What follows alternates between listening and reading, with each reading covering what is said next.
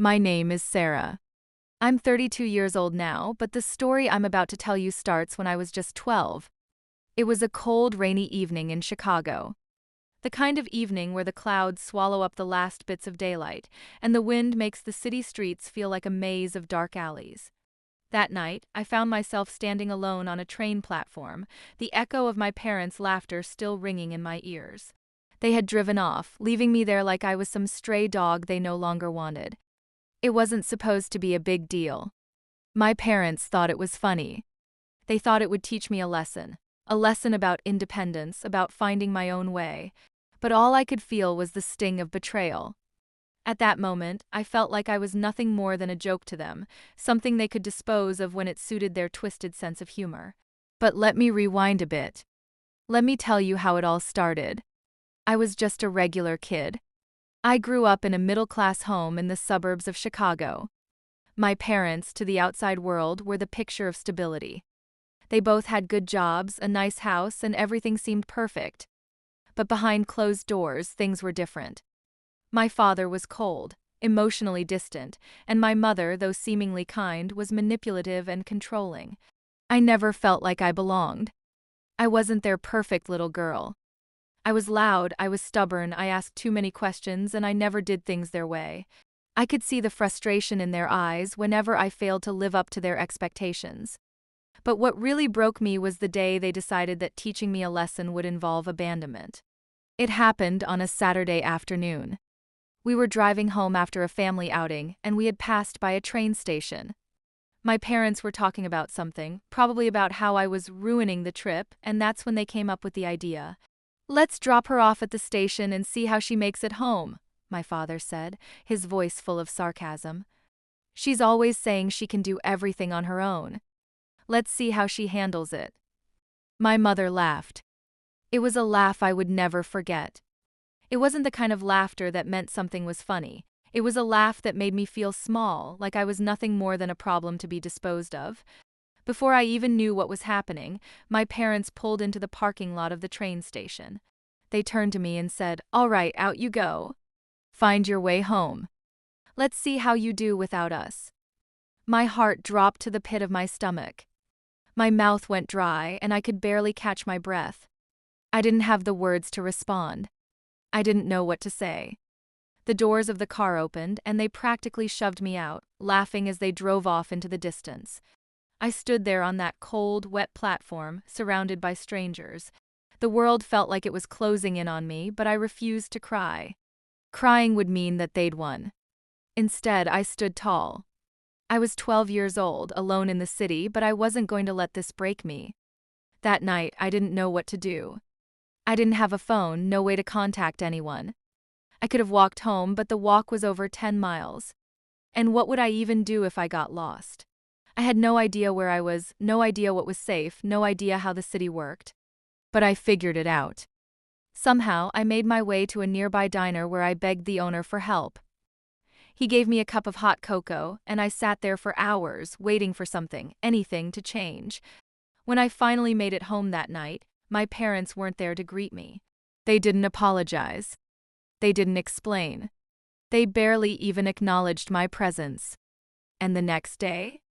They pretended like it never happened. But I couldn't forget. I couldn't let go. That day wasn't just about being left at a train station. It was about realizing that I had no one. My parents didn't love me. They didn't care about me. I wasn't a daughter to them. I was a pawn in their twisted game of control. I didn't tell anyone what happened. I couldn't. Who would believe me? Who would care? So I kept it to myself. But in that silence, something inside of me broke and something else grew. A deep desire for independence, for strength, for survival. I made myself a promise. I would never rely on them again. Life after that was a blur. I didn't talk to my parents much after that incident. They were cold and distant, and I retreated into myself. I spent my days at school, pretending to be normal, but inside I was planning. Planning for a future that didn't involve them. I knew I couldn't stay with them forever. I couldn't let them win. When I was 14, I ran away. I took a bus to another state, far away from everything I knew. I found myself in foster care, and for the first time I found a glimmer of hope. I was taken in by a family who treated me like I mattered. They didn't use me as a pawn in their game. They didn't see me as an inconvenience. They saw me as a person. They loved me. I changed my name. I didn't want to be Sarah anymore, the girl they had discarded. I became someone new. Someone strong. Someone who wouldn't be hurt again. Years passed and I built a new life. I went to college, I got a job, I made friends. I did everything I could to bury the past. To forget about the people who had abandoned me. To never look back.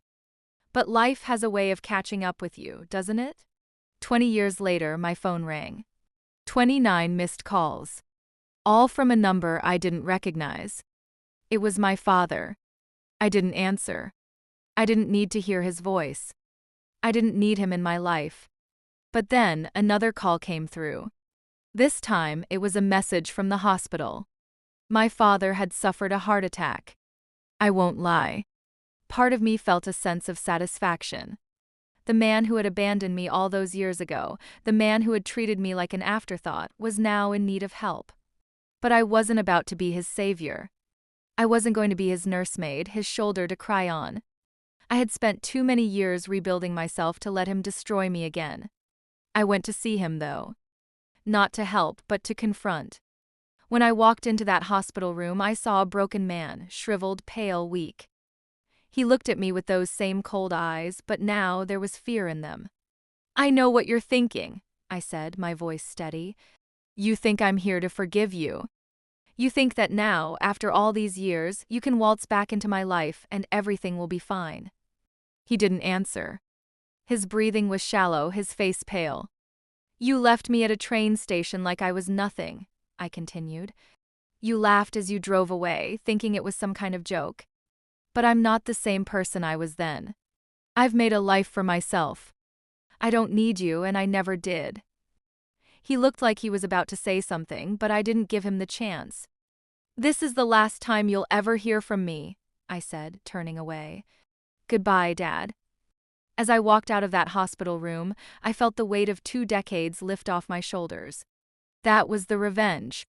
Not in what I said, but in what I had done. I had lived my life without him, without their control, without their laughter. I had risen above it all. And as for him? He was left alone in that hospital bed, a broken man. But I was free.